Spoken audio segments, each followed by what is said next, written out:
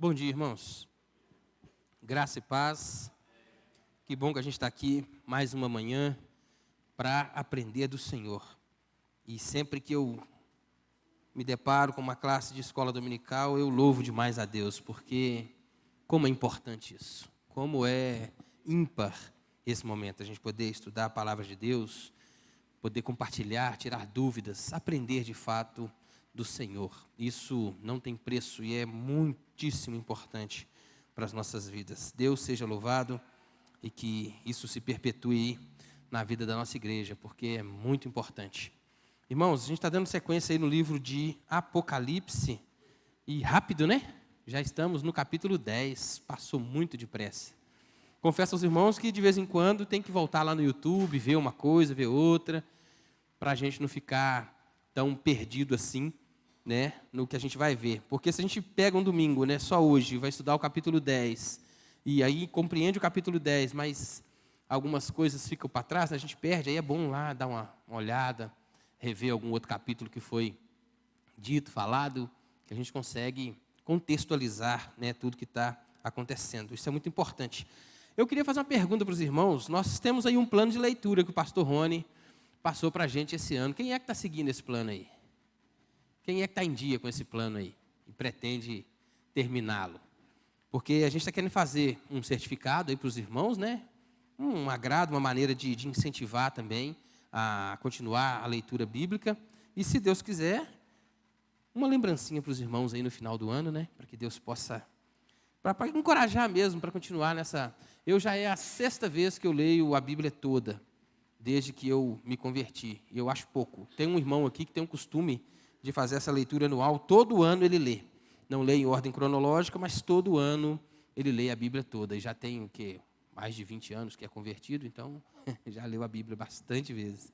E é muito importante isso, principalmente para a gente que está chegando aí, né, que está mais novo na fé. Então, é uma maneira de incentivar. Então, eu vi aí pelo menos 4 pessoas que estão seguindo o plano de leitura, contando comigo, então são 5. Né, para a gente já ficar mais preparado para saber no final do ano como é que vai estar isso aí. Tá bom? Vamos abrir as nossas Bíblias em Apocalipse 10. Nós vamos ler todo o capítulo.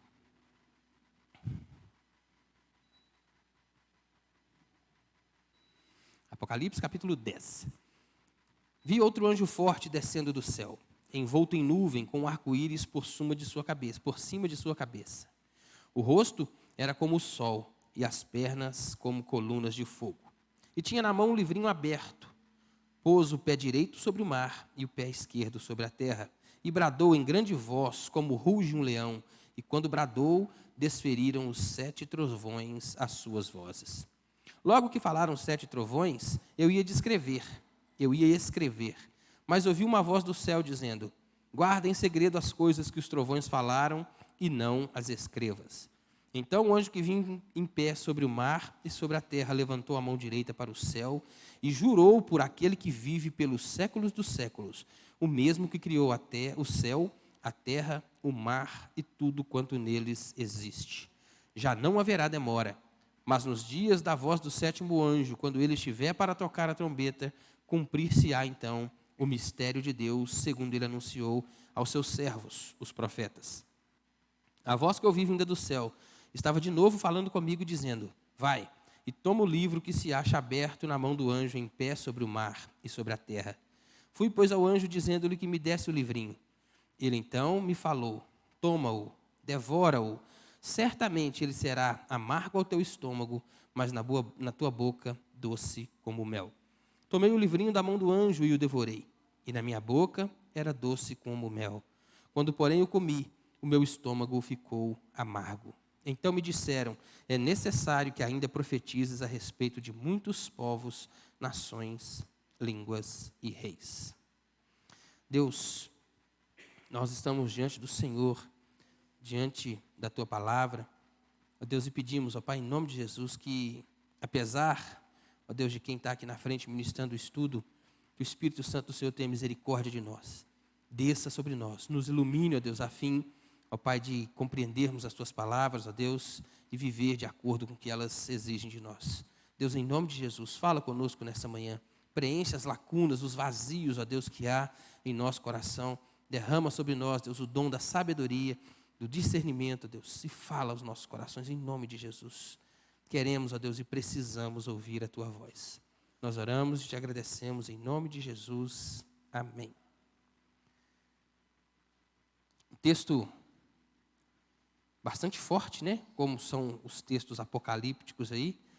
E tem aí uma figura central nesse texto, que é esse anjo aí, né? Como sempre, há sempre muitas discussões a respeito dos significados desse livro. Mas vamos lá, a gente está falando aqui das 7 trombetas. As 7 trombetas que começaram a ser tocadas no capítulo 9, a partir do verso 1, depois, a partir do verso 13 ali, a gente vê que a 5ª e a 6ª trombeta, as 3 últimas trombetas seriam 3 ais. A 5ª trombeta, o primeiro ai, foram os gafanhotos que saíram do abismo como nuvem. Vocês lembram da imagem aqui, né? Com couraças, com coroas na cabeça. Essa foi a 5ª praga, a 5ª trombeta e o primeiro ai.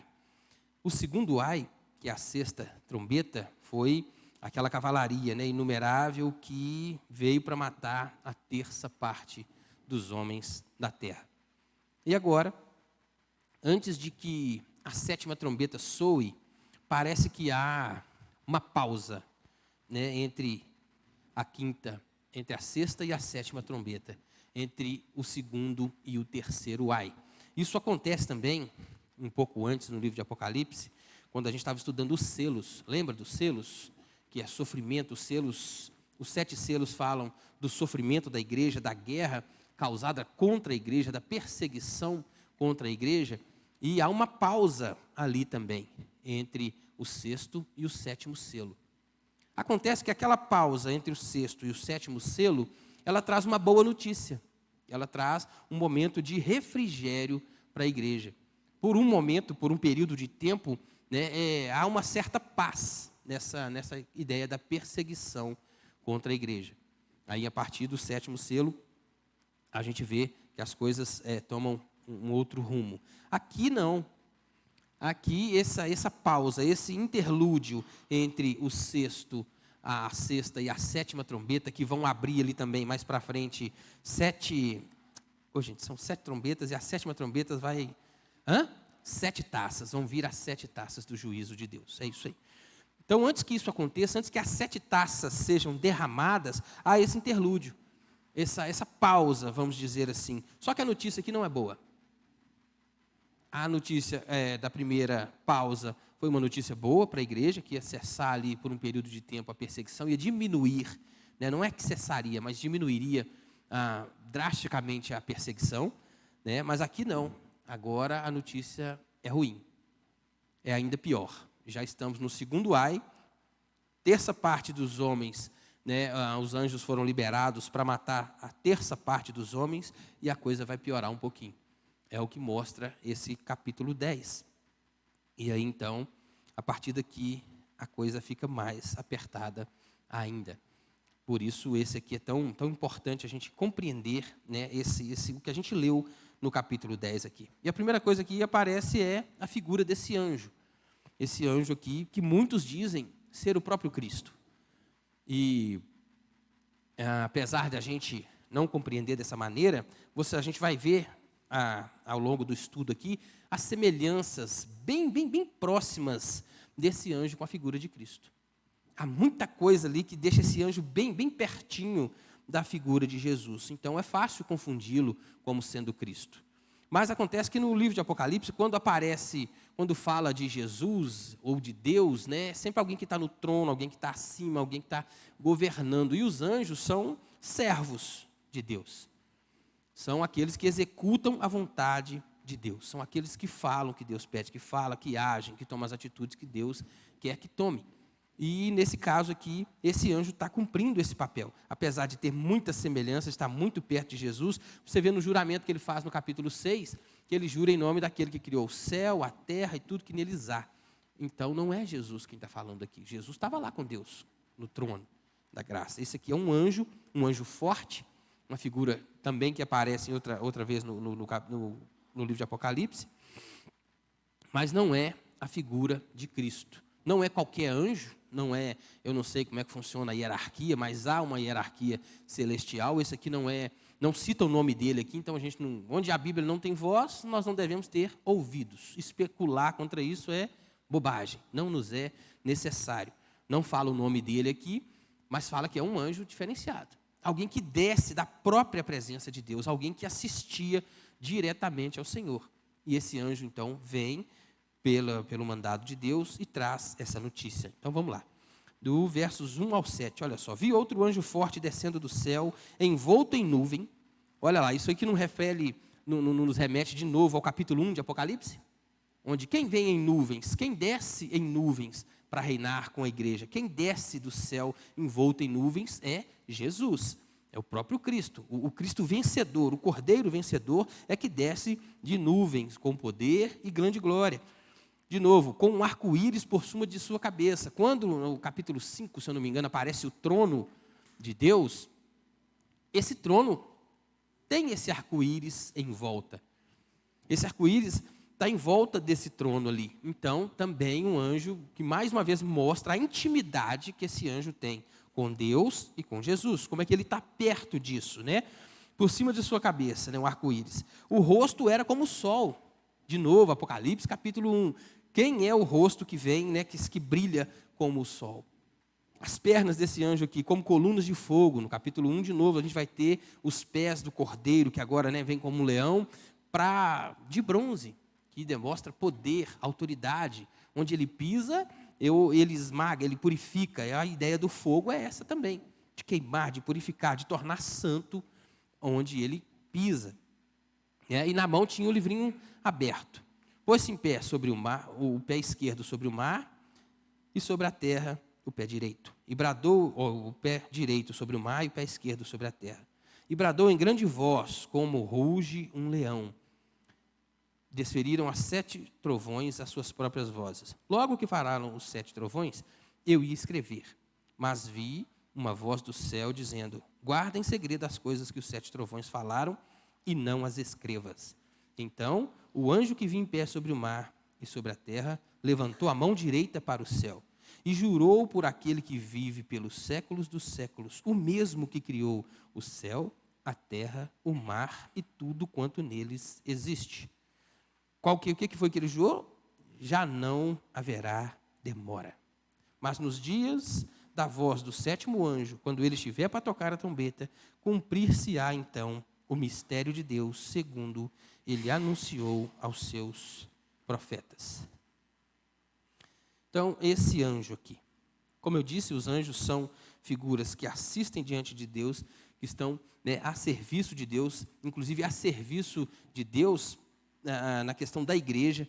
A gente vai ver isso em Hebreus, capítulo 1, no verso 14, Salmo 103, 20, e algumas outras passagens bíblicas nos mostram que os anjos assistem diante de Deus, mas estão aí para servir a igreja. Como é que isso funciona? 100% ninguém sabe ainda. Um dia a gente vai ter essa revelação. As semelhanças, né, entre esse anjo e Cristo, agora que a gente vai tentar tratar com mais profundidade essas semelhanças entre o anjo e o próprio Jesus. Lembrando que, apesar de ser bem parecida, né, de estar bem próximo ali, a gente não crê que esse anjo seja a própria figura de Cristo, como aparece no Novo Testamento, né? Algumas vezes o anjo ali, viu o anjo do Senhor, ali sim, a gente acredita que se refere ao próprio Jesus. Mas nesse caso aqui, é um anjo enviado por Deus para mostrar a João todas essas coisas. Por quê?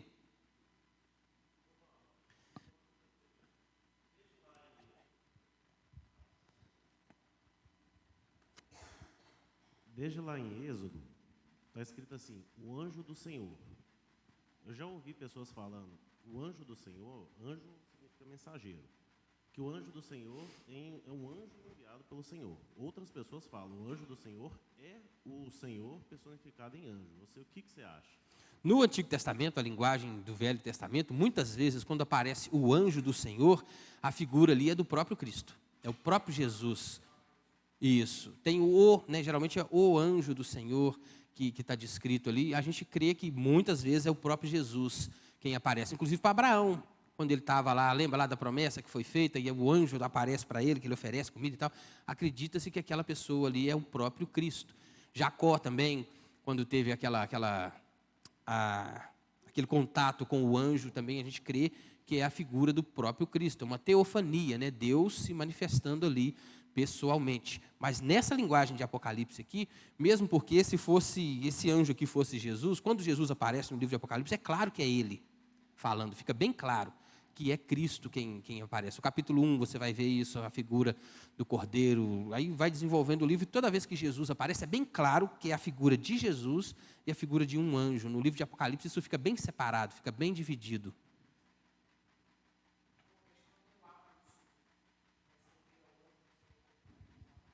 É a presença de Jesus mesmo. O artigo, né?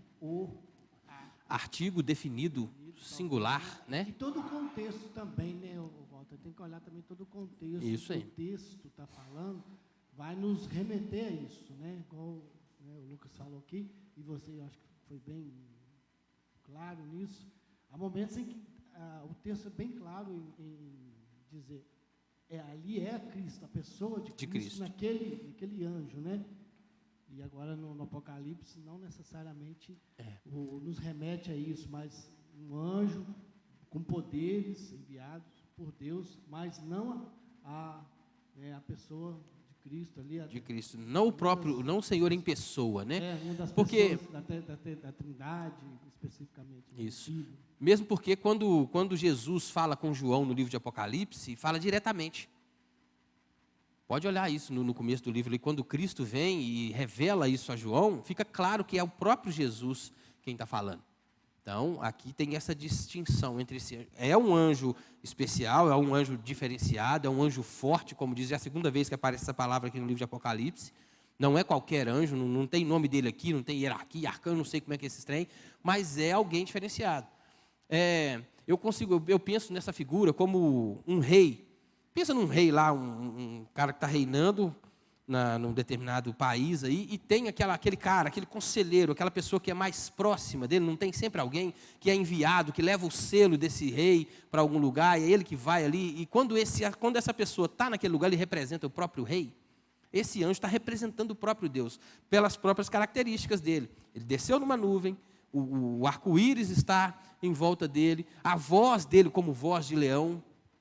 Então, tudo isso representa a figura de Deus. É um anjo enviado por Deus que demonstra, através de tudo que ele faz, do modo de agir, que ele tem uma certa proximidade ali. Ele está bem mais perto de Deus do que os outros estariam, no caso. Mas, ainda assim, é um anjo, não é o próprio figura do Senhor Jesus. Acho que o Albino quer falar alguma coisa. Estava vendo essa semana, a diferença desses anjos é que eles um aceita adoração e o outro não. Quando...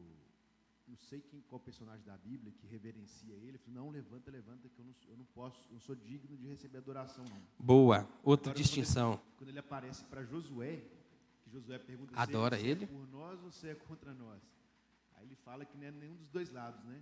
E Josué reverencia ele e ele aceita a adoração de Josué. Uma outra, essa aí... Só mais um, desculpa. Sobre íris, cara, arco-íris, essa tradução está errada, não? Porque íris é uma deusa, né? Não, mas arco-íris não tem nada a ver com essa questão de deuses, não. Arco-íris é a aliança que Deus fez com os homens lá em Noé. Porque a Bíblia ele jurou, ele colocou a aliança e jurou que nunca mais o homem morreria sufocado pelas águas. Essa é a aliança que Deus... Os estudiosos nem usam essa tradução arco-íris por causa... Não, esse povo viaja na maionese, esse povo tem hora que... Mas a intervenção do Albino foi boa, ô Lucas, para você saber também se o anjo do Antigo Testamento apresentava a pessoa de Cristo, é essa ideia de ele aceitar a adoração. Porque os anjos do Senhor, quando é um anjo, ele não aceita a adoração. Mas quando é a teofania, quando é o próprio Cristo, ele é adorado, ele aceita essa adoração. Uma distinção muito boa, foi boa a colocação, Rodrigo. Muito obrigado. Hein? Só para ficar bem claro, né, a questão do arco-íris, ele é o símbolo, né, do pacto.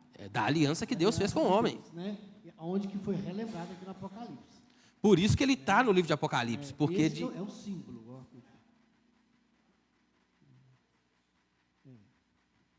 Alguém mais? Acho que o Cristiano aqui queria falar? Não? Então vamos lá.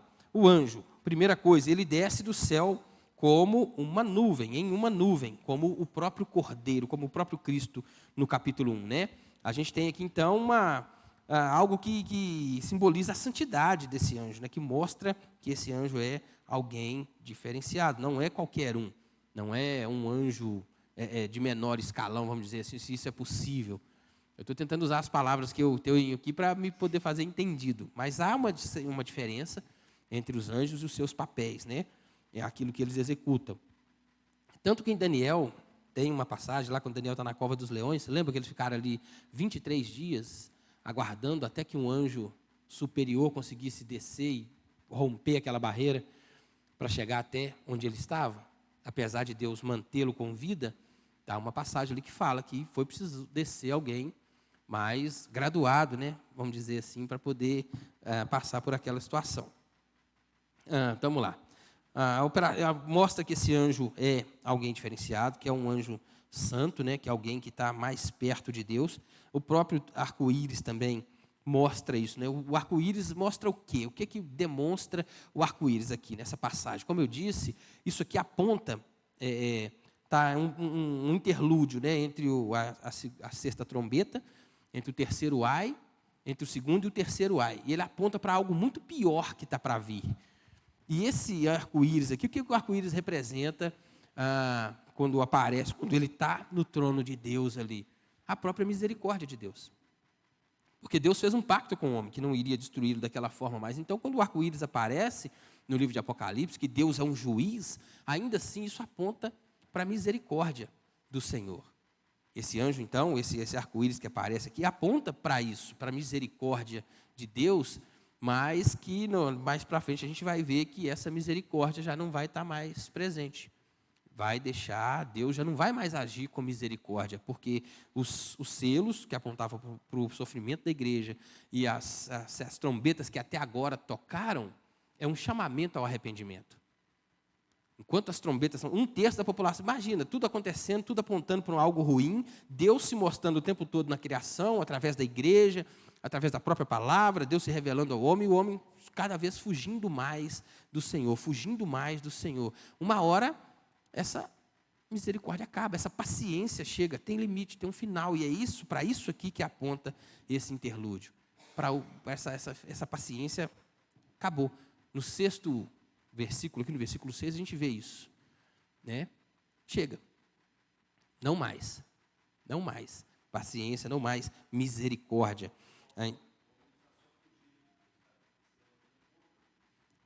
Por isso, eu sempre falo isso com as pessoas, a Bíblia nos diz que o inferno foi criado para o diabo e seus anjos.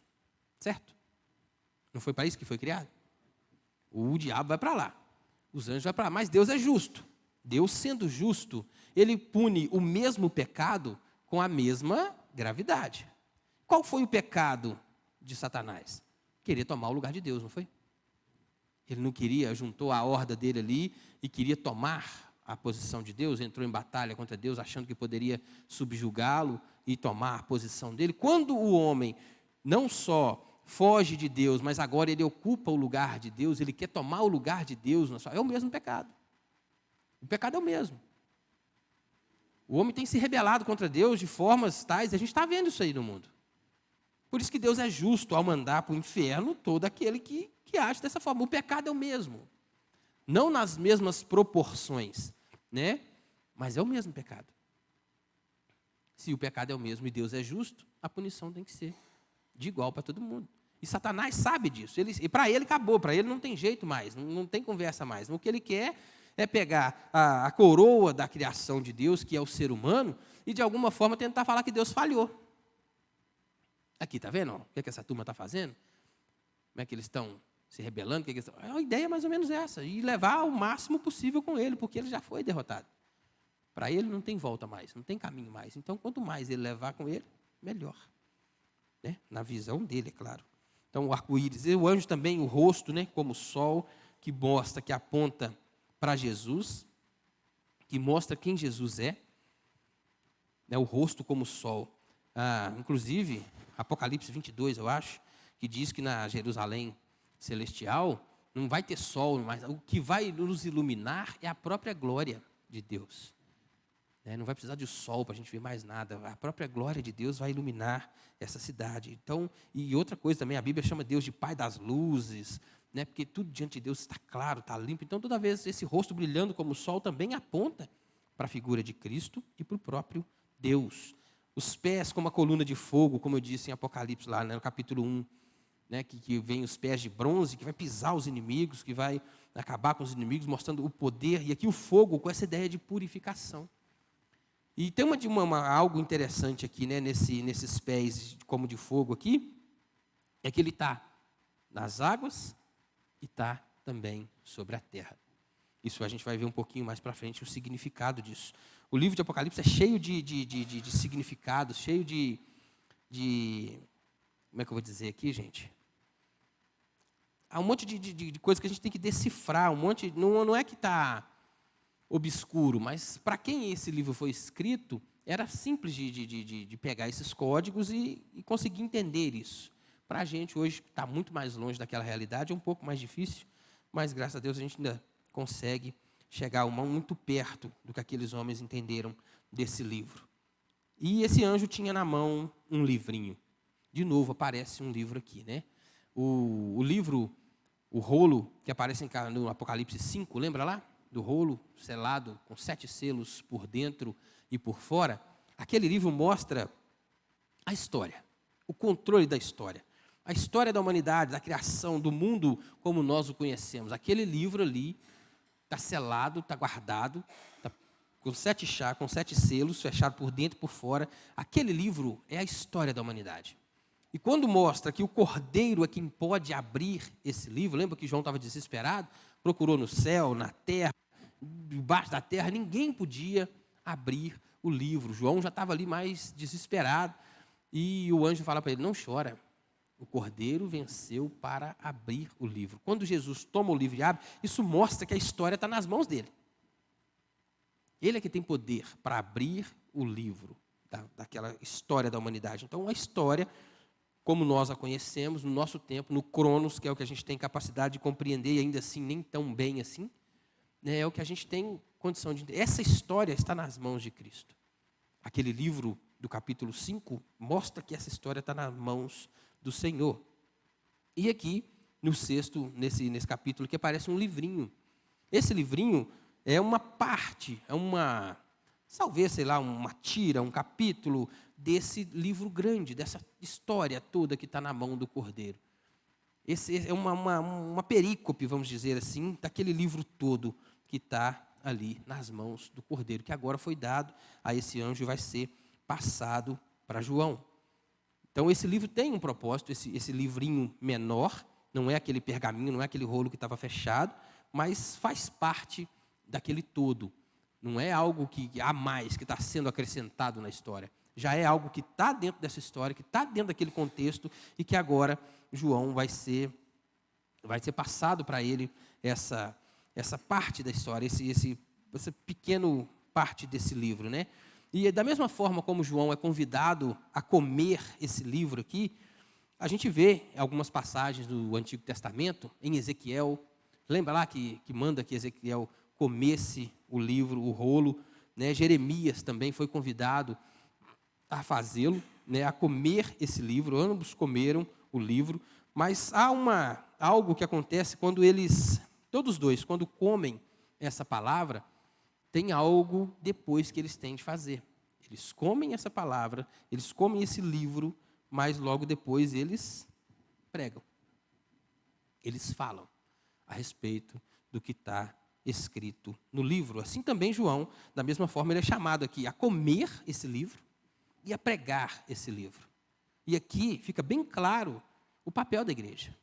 Esse livro, essa tira, essa perícope que é retirada daquele livro maior, que não é algo acrescentado, que já está na história, é a própria palavra de Deus. É a Bíblia. É o que nós temos acesso. Por isso eu comecei o estudo hoje falando da importância da escola bíblica dominical, de um momento como esse, do valor que a gente deveria dar para um momento como esse. Porque comer esse livro, dá a ideia de conhecer mesmo, de estar perto, de saber as verdades, de entender o que esse livro traz, de viver essas verdades, de ser, de alguma forma, transformado por ele. A gente comeu esse livro, a gente se alimentou dele. Alguma coisa tem que gerar em nós esse livro. A gente, quando não se alimenta, não cessa a fome, a ideia de comer o livro é de estar bem mais perto de alguém que se dedica, de que estuda, que aprende, que tem proximidade com essa palavra de Deus. E a ideia de pregar é por que a igreja está aqui até hoje. Se Cristo já venceu na eternidade, Cristo já venceu.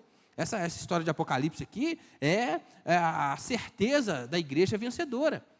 O que nós estamos fazendo aqui até hoje, então?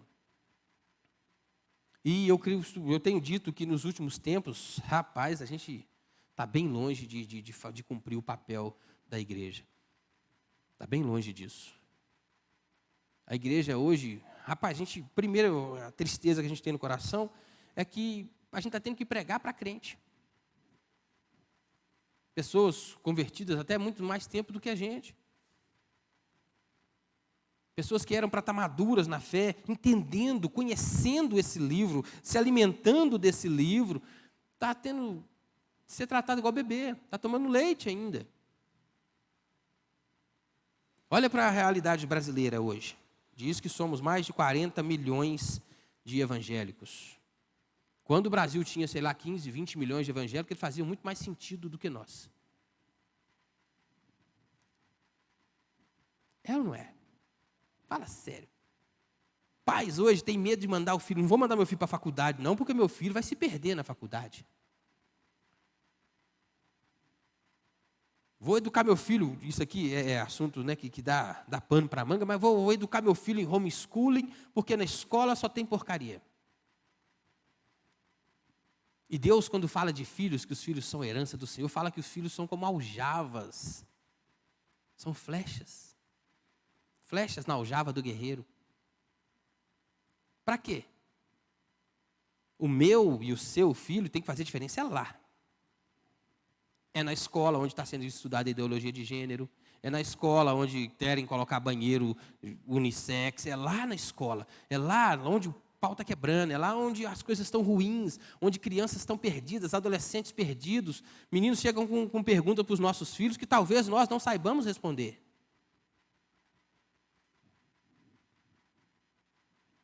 Aí, vem época de eleição, agora olha só que legal. Crente não tem que misturar com política. Olha o caos que está o Brasil. Porque crente não mistura com política. Porque crente não faz isso, porque crente não faz aquilo. Espera aí, rapaz, não peço que os tire do mundo, mas sim que os livre do mal. Eu falei aqui uma vez no estudo que eu dei, que até as nossas professoras de escola bíblica estão correndo risco, a gente está correndo risco até com os professores de escola bíblica. Porque pessoas hoje que se formam aí em pedagogia e tantas outras coisas que as faculdades ensinam, está cheio de ideologia na cabeça. Porque não dá para fugir disso. Não dá para fugir. Você vai para a faculdade, vai formar o cara em direito, vai formar a pessoa em qualquer curso que seja, vai estar ali, a ideologia está lá. Está tudo ali. Não consegue fugir desse viés.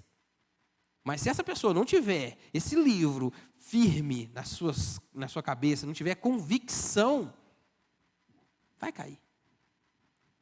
Vai cair. E aí chega nos púlpitos das igrejas, você não pode falar em tempos negros porque você não sabe o público que está te ouvindo. Entende o politicamente correto, a chatice que está o mundo que a gente está vivendo? Mas por quê? Porque a igreja não se posiciona. E quando alguém se posiciona, quando alguém fala firme, nós da igreja julgamos ele como arrogante. Quando alguém tem coragem de levantar e falar o que eu e você deveríamos falar o tempo todo, viver o tempo todo, a gente chama esse cara de arrogante. Cara grosso, bruto, não sei para que falar desse jeito.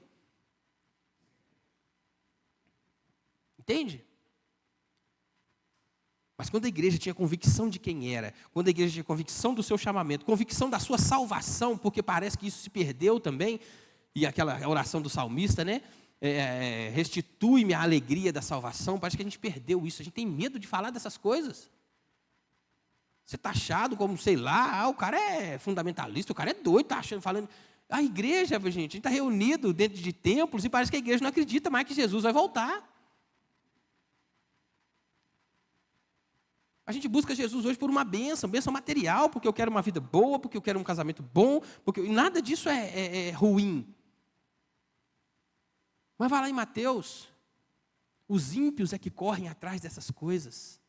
Os ímpios correm atrás, a gente está correndo igual ímpio, cara, igualzinho. E preocupa com a faculdade do menino, o menino estuda 24 horas por dia, quase, para uma faculdade boa, para ter um salário bom, para ter isso bom, para ter aquilo bom, e esquece de inculcar na cabeça dos filhos a palavra de Deus. A palavra de Deus. E é muito bom quando você chega na escola e ouve o testemunho de um professor, fala assim, eu não vou falar com fulano isso não, porque o menino é ruim de mexer. Não dá. Acredita, tem convicção, conhece a fé que tem, professa a fé que tem, apesar das consequências que tem também. E nós? E nós? Como é que a gente está? Num mundo perdido, onde cada vez empresas hoje, rapaz, pode contratar tudo, pode fazer de tudo, pode pôr todo tipo de pessoas lá dentro, não estou falando que é errado, o ser humano tem que trabalhar mesmo, mas se você falar que você é crente, você está correndo um sério risco. E aí a pessoa... Não estou julgando não, tá, gente? Eu não sei o que eu faria se estivesse na situação dessa. Não estou julgando não, mas a pessoa prefere o emprego, prefere estar onde está, o salário que tem, do que correr o risco de ser mandado embora por causa do Evangelho. Não estou julgando, eu não sei, sinceramente, se eu estivesse nessa situação, o que eu faria. Eu tenho 2 filhos para criar, casa para sustentar, não sei. Não é julgando ninguém. Mas é assim que a igreja está hoje. A igreja não faz sentido mais. Não faz. Para que eu vou para a igreja? O cara lá dentro da igreja compra um trem e não paga. O outro marca um serviço e não faz. O outro devia fazer isso e não faz aqui. E aí todo mundo está olhando para a igreja e a gente esquece que o mundo está olhando sim para a gente. E aí o momento que você, sei lá, convida alguém para vir na sua igreja, ei, irmão, vamos lá comigo. Talvez a gente nem segurança tem de chamar o outro para vir para a igreja, porque a gente conhece, a gente se conhece. A gente sabe o que a gente tem feito. Não precisa de ninguém falar. E aí perdeu o sentido. Para quê? E o papel da igreja, irmãos, é pregar o Evangelho, é comer essa palavra, é se alimentar dessa palavra, é viver essas verdades. E é muito mais fácil falar, igual eu estou aqui, do que fazer. Ah, porque tem muita coisa que eu preciso melhorar. Misericórdia. Tem muito ainda que eu preciso aprender a ser igreja. Muito, muito, muito, muito. Mas isso acontece quando a gente se aproxima dessa palavra e do autor dessa palavra. E esse livrinho, ele é doce, como o mel, mas também é amargo ao estômago. Parece contraditório, né? A Bíblia fala que a palavra de Deus é doce como mel. A palavra continua sendo doce, irmãos. A palavra continua sendo doce. O problema é quais implicações que essa palavra tem quando ela é pregada. Por isso é amarga. Nossa vocação por causa da cegueira espiritual. Acho que eu até falei isso para a Renata um dia, que nós crentes somos como desinfetante. Só que quando a gente não entende esse papel, a gente não tem essa visão espiritual, a gente perde esse papel de desinfetar, de ser o sal mesmo, entendeu? E é o que você falou, às vezes o cara prefere o emprego do que evangelizar com medo, porque não tem essa visão espiritual. Ele não entende que ele vai viver mais de 100 anos. A gente está numa ponte, atravessando para o céu. Não é para construir na ponte, a ponte é só para atravessar só. O trabalho da igreja, será que não seria a gente tentar um despertar espiritual, não? Despertar espiritual? Tipo, a galera está com muita venda nos olhos. Sabe, você entende o que eu quero dizer? Sim, Será sim. que o problema nosso não é a cegueira espiritual? Por isso que a Bíblia fala que nós somos luz. Nós somos luz. Aquele que está na escuridão, passa o microfone para a Carol, por favor. Precisa olhar para a igreja e ver a luz. Por isso a importância de comer essa palavra. De comer isso aqui, de ter isso internizado em... Só uma observação com relação a essa questão de emprego, porque eu obviamente que compreendo a vida da palavra do Senhor, mas eu também entendo, todo mundo precisa trabalhar. Sim, Não está é por isso que eu falei, eu não julguei ninguém não. Mas a gente não precisa entrar em confronto dentro da nossa empresa para a gente poder pregar o Evangelho. Né? Exatamente. Seria uma falta de sabedoria, inclusive, né? Por exemplo, eu trabalho numa empresa lá do Rio Grande do Sul que todo mundo ali, ninguém crê em Deus nem nada. Mas existe o testemunho que a gente dá, é uma forma de pregação do evangelho. O testemunho, certos posicionamentos. Sim. Carol, fala. Não, olha, eu não vou falar. Uma mentira, não, eu não vou falar. Eu posso tentar resolver de outra forma. Então, às vezes, não é necessário você entrar em confronto, num embate, por uma questão de você criar uma rixa na empresa. Sim. Mas existem formas sábias, e inclusive do seu testemunho, que você é ali dentro da sua empresa, que não é crente nem nada, você dá o seu testemunho. A ideia o evangelho ele é pregado dessa forma. A ideia do trabalho, né, não é nem questão de pregar, é não se envergonhar. Esse é o problema da igreja. A igreja nós temos tido vergonha de ser crente. É isso que eu quis dizer, talvez eu não me coloquei bem. A ideia é que a gente tem sido vergonha de ser crente. Trabalha 20 anos no mesmo lugar, e aí essas coisinhas... e essas coisinhas a gente faz. Entende? Ô, fulano, podia falar assim, você nem pensa, vai lá e faz. Porque não fui eu que mandei, foi o chefe que mandou. Entende? Esquece da sua responsabilidade. É muito mais a ideia de não se envergonhar do que talvez sair até bradando, falando, gritando com os outros. Não é isso a ideia. Mas é não se envergonhar. É não se envergonhar do evangelho. O cara vai comer no refeitório ali, tem um monte de gente junto com ele, e ele baixa a cabeça e ora e agradece a Deus pelo alimento. Eu trabalhei também E o outro vai criticar, mas você é doido? Não, é esse tipo de coisa. 10 anos numa joalheria, né? Uma joalheria de alto padrão, e eu estava desviado, eu não estava no evangelho, e tinha uma moça na igreja, na loja, que ela era muito crente. Ela era muito crente. E aí, mas assim, eu achava engraçado porque eu não participava daquilo, né? E tinha alguns clientes que nós sabíamos que estavam comprando peças para as amantes. Era sabido da gente. Porque o cliente ele já tinha intimidade com a gente na loja, ele já sabia que era para amante. E ele falava, não comenta com a fulana, porque a gente também conhecia a esposa. Ela não vendia de jeito nenhum. Ela falava, Carol, ela falava comigo assim, Carol, o fulano me ligou, falou que vai vir aqui hoje, ele já falou que quer uma peça, eu não quero vender. Porque eu sei que não é para a esposa. Perdi a comissão. Aí eu falava para ela assim, deixa que eu atendo que eu vou vender. E eu vendia. E outras situações também de entregar a peça, que sei lá, qualquer motivo não chegava. Aí, Penha, fala que o motoboy não veio. Ela falava, Carol, eu não vou mentir. Vou falar que não entregou e não entregou. Ela era reta, assim. Eu achava aquilo impressionante. Porque eu tinha tido um contexto de igreja, fiquei 10 anos afastado, mas eu não conhecia alguém como ela. Não vou fazer. Não, eu não vou falar. E até de perder venda, né? Carol, não vou vender, que eu sei que é para amante, não é para mulher, eu não vou vender. Eu prefiro não vender. E ela era... rígida, né, naquilo. Essas coisas que fazem falta, que está sumindo. Só observação que o Albino falou, que há pessoas que nascem homossexual, né, a gente sabe que não existe isso, né, que, na verdade, a pessoa tem uma orientação homossexual. Né, então, como isso vai ser transmitido, é importante colocar essa observação, correto? A gente não pode entrar muito nessa seara, né, que não está nem muito na questão do assunto aqui. Mas eu acredito nisso também. Eu não acredito que alguém nasça dessa forma. Deus não é imperfeito. Deus criou homem e mulher, cara. Nasceu, está no sexo, está no ventre da mãe, vai nascer menino ou menina. Não tem outra conversa. Eu sou crente, eu acredito nisso. O cara não nasce. Ele pode receber estímulos e tem recebido cada vez mais, tem sido estimulado, tem sido até, né, incentivado. Vai, meu filho, vai, aproveita, testa, vê lá se é isso que você quer da vida. Entende? Mas eu não acredito que nasce assim, não. Eu, Walter, tenho isso comigo. Porque Deus fez homem e mulher, e fez e pronto, acabou. Nasceu do sexo feminino, é menina. Nasceu do sexo masculino, é menino. E aí, o que esse menino vai receber de estímulo, o tipo de criação que ele vai ter, é que, muitas vezes, manda isso. É mais complicado do que falar, que é muito simples, né?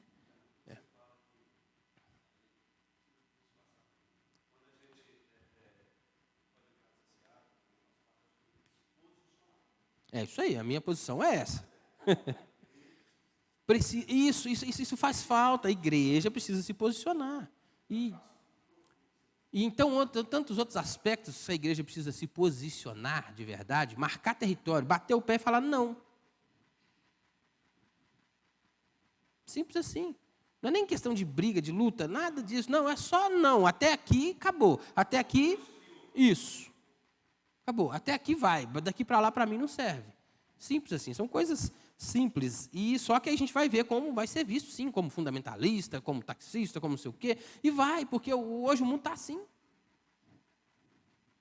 Só que tem coisas que para a gente são caras. Ou deveriam ser. E pronto, acabou, é ali, acabou. Outra coisa que fica claro a respeito desse livrinho que João come aqui, é a urgência disso.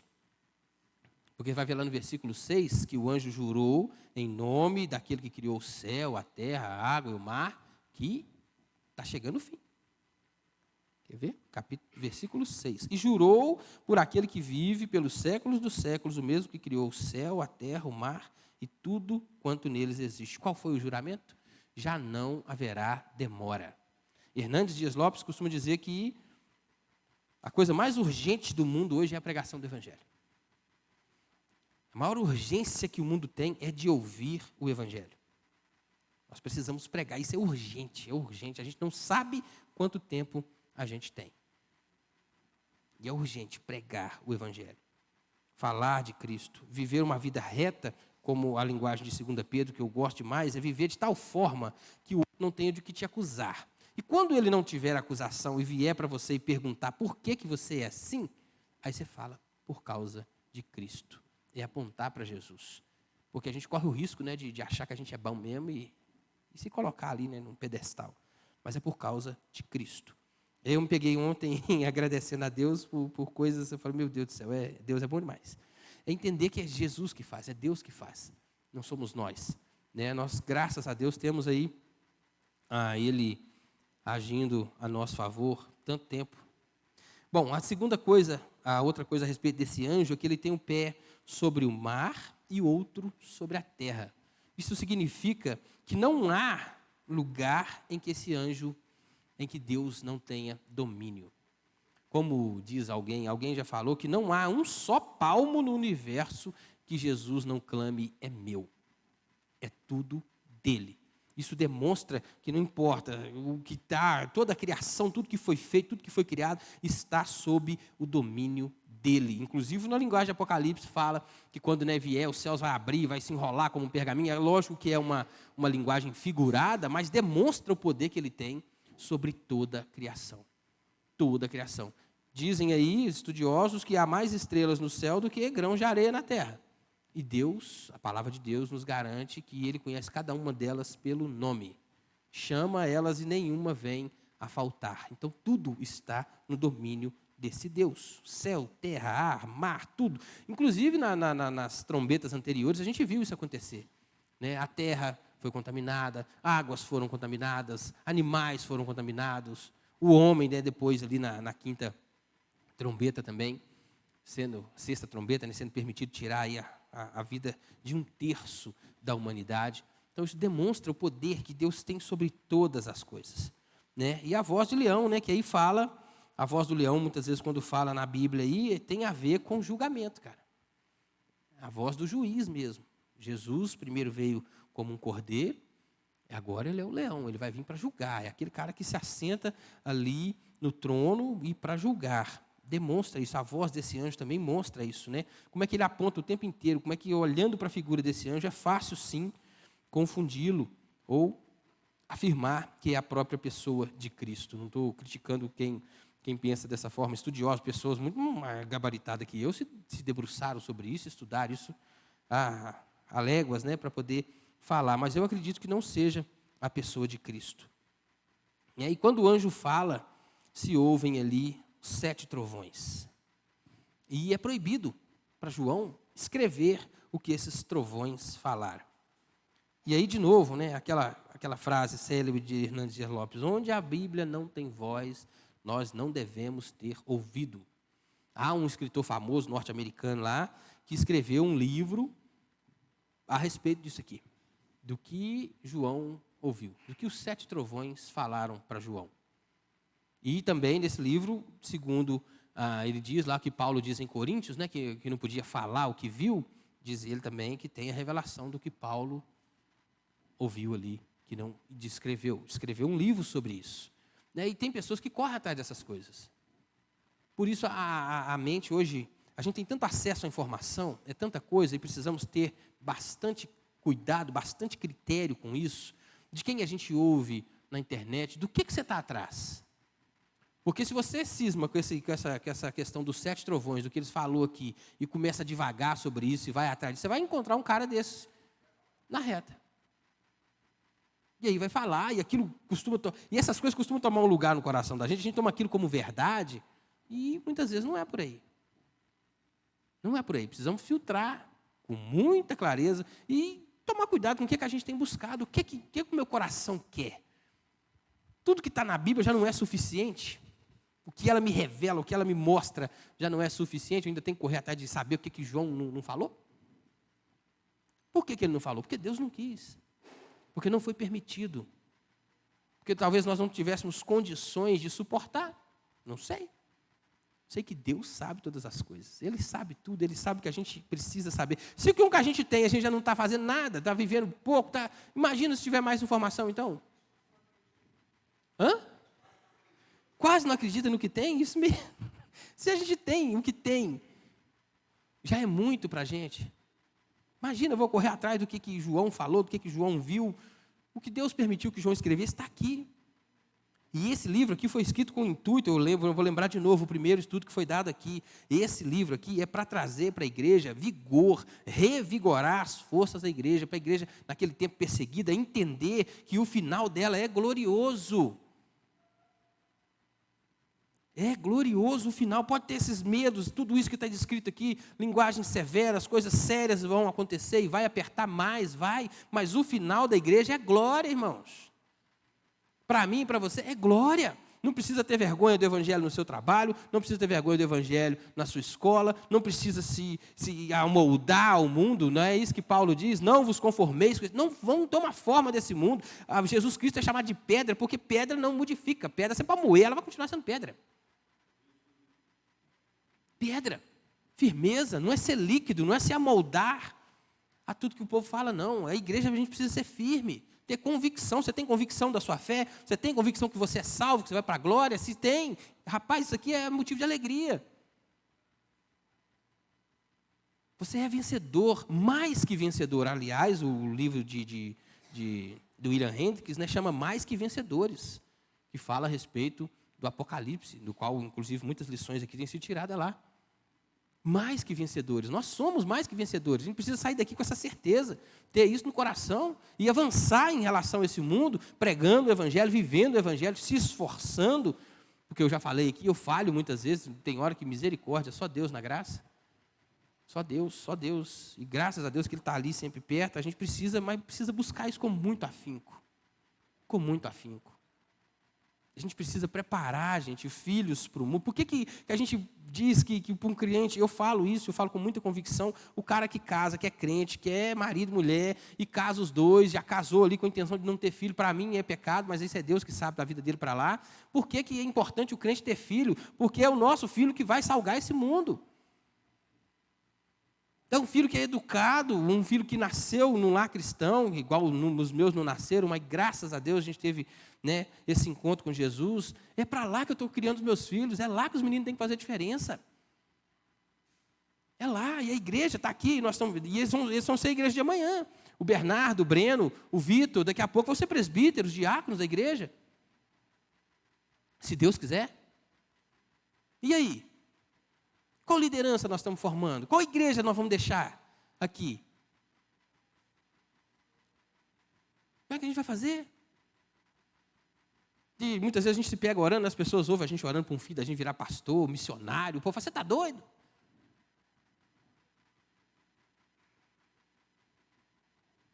E aí? Os filhos são herança do Senhor. E o nosso papel é criar os filhos para a glória de Deus. Quer comais, quer bebais, quer façais qualquer outra coisa, façais tudo para a glória de Deus. A gente precisa ser igreja, a gente precisa urgentemente voltar para essa ideia de ser igreja, de fazer diferença no nosso meio, mas a gente não suporta um ao outro dentro da igreja mesmo. Walter, essa questão de filhos e entrou nesse contexto de faculdade e tal, nós em casa tivemos esse impasse. Quando o Vitor passou no Cefet, nosso pai ensino médio a nível de faculdade, que é o Cefet, né? Nós, como é que a gente vai fazer e tal? Entregamos na mão de Deus e o menino chegava em casa, eu vi isso, vi aquilo, porque realmente era um ambiente bem Hostil, né? nocivo, hostil, socialmente falando. E aí nós, não, a faculdade, nós não vamos deixar os meninos entrar na PUC, não, porque a PUC, onde que os meninos passam? Passa na PUC. Os dois, o Senhor está nas suas mãos. Os dois formaram na PUC, e para a honra e glória do Senhor Jesus Cristo, né? Estão aí, os irmãos veem. Então, essa questão, às vezes a gente tem esses receios quanto à nossa família, principalmente filhos, nós pegarmos com Deus mesmo e crermos na nossa educação, aquilo que nós ensinamos para os nossos filhos, né? A base que a gente deu para eles, e eles, com a base que eles receberam, né, dentro da igreja, e pela misericórdia de Deus, nós conseguimos passar alguma coisa, lá é o que você está falando, eles vão ser sim, vão ser luz, vão ser sal, Vão sim. não vão se amoldar, não vão se contaminar com esse mundo. Entender? Então, o que é importante é isso, a base. Isso aí. Base. Bíblia mesmo, e vida, e exemplo. Unidade. É aquele negócio de falar e não ser o pai que você fala que é. Que é. E o menino sabe quem é o pai dele, o meu filho sabe quem eu sou, né? É isso, cara, isso é verdade. E outra coisa, a gente, quando batiza os nossos filhos aqui, todo pastor presbiteriano que eu vi batizando a criança faz questão de frisar isso. Nós batizamos filhos da aliança.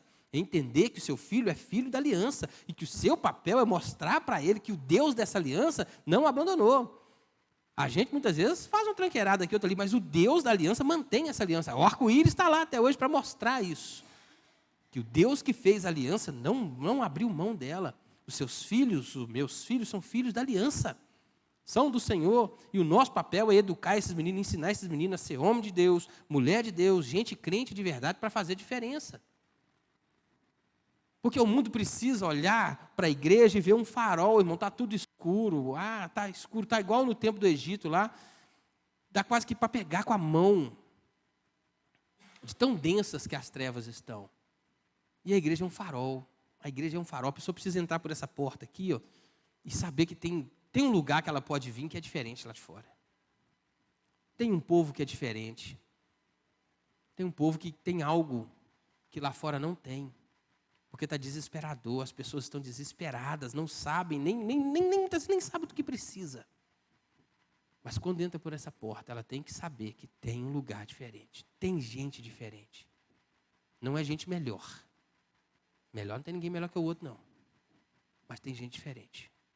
Tem um lugar onde é bom de estar, um lugar que é gostoso de estar, um lugar que faz bem, um lugar que tira o peso da alma. Almas carregadíssimas, pesadas, histórias. Rapaz, você conversa 10 minutos, 15 minutos com uma pessoa e fora e vê o peso da alma. Né, Conceição? O peso da alma que essas pessoas têm carregado. Quanto sofrimento, quanta coisa. Enquanto o convite de Jesus é vinde. Vinde, vós que estáis cansados e sobrecarregados, e eu vos aliviarei. Jesus é o alívio, Jesus é a resposta. Jesus é o que o mundo precisa. Nós somos as pessoas que têm que dizer para o mundo: Jesus muda a sua vida. Tem um caminho melhor para você. Há algo diferente para a sua vida. Dá para ser melhor. Talvez não vai ser melhor a Ana.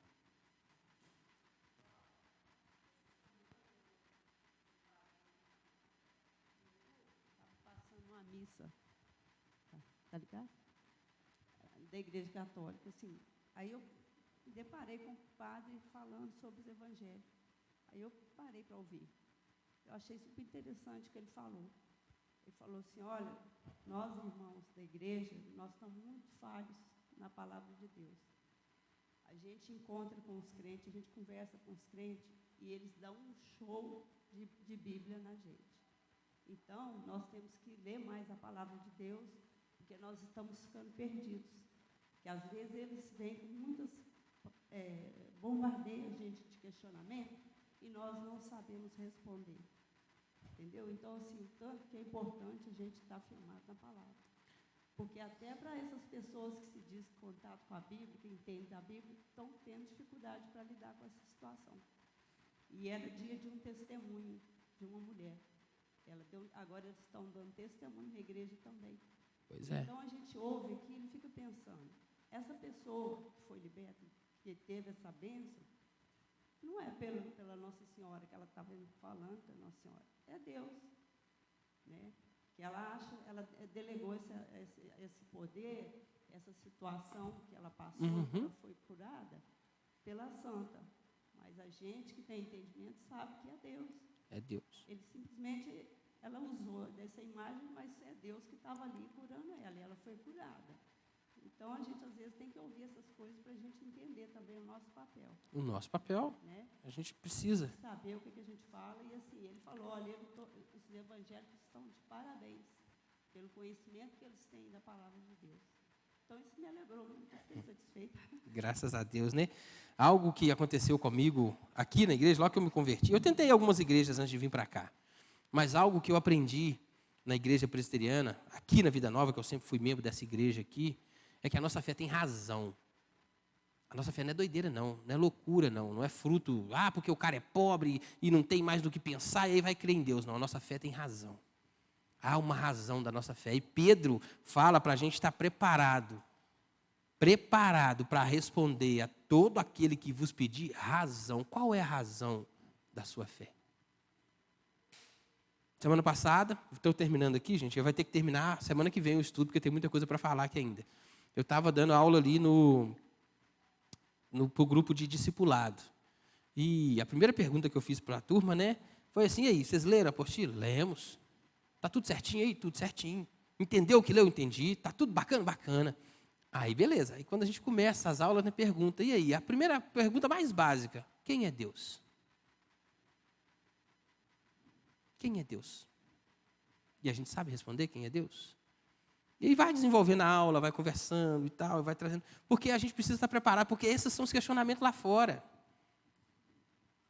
Esses são os questionamentos do povo lá fora. E o nosso papel é... Porque hoje o homem é muito racional, ele quer razão de tudo. Quer razão de tudo. E não são poucas as pessoas, não são poucos os testemunhos que a gente tem visto aí, de homens inteligentes, estudiosos, doutores nisso, naquilo, que começam a ler a Bíblia para tentar refutá-la e acaba se convertendo. Porque entende a razão, tem uma razão. Não é maluquice. Essa questão aí do entender é interessante. Eu estava fazendo a leitura, que nós estamos fazendo a leitura da Bíblia toda, né, em Ezequiel, e eu me peguei num texto lá que eu não entendi bem. Aí por isso que eu acho que todos nós, é importante a gente ter uma Bíblia de estudo em casa. Estudo de Genebra, por exemplo, eu tenho 3 Bíblias de estudo em casa. Poder você ir lá e talvez ver uma explicação, essas Bíblias de estudo, vai naquele versículo. Então, assim, é importante a gente também, que às vezes a gente lê, e às vezes vê coisas lá que a gente não entende. É por isso que às vezes uma Bíblia de estudo traz um esclarecimento daquilo ali que você às vezes não entendeu, que é importante. Eu tive essa experiência essa semana, aí eu fui lá na Bíblia de estudo e abri e dei uma olhada no que era realmente que estava sendo exposto ali. Então, assim, esse preparo é importante para nós. Você é doido. Né? A gente não ser pego, às vezes, em situações assim. Muitas vezes acontece o contrário. É algo que eu acho que eu sei, e aí você vai lá e acha que é aquilo, e você se depara, rapaz, você vai lá e estuda com um pouco mais de profundidade, e fala, rapaz, não é nada disso não, ué. Isso é bom, cara, que delícia que é isso.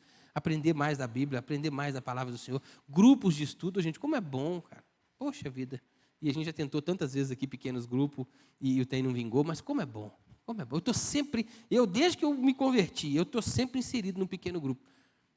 É algo de Deus para a minha vida. Sempre, sempre. Entra ano, sai ano. Entra irmão, sai irmão. Tem sempre um pequeno grupo que eu estou no meio dele aí. Todo ano. Graças a Deus. Tem 12 anos já.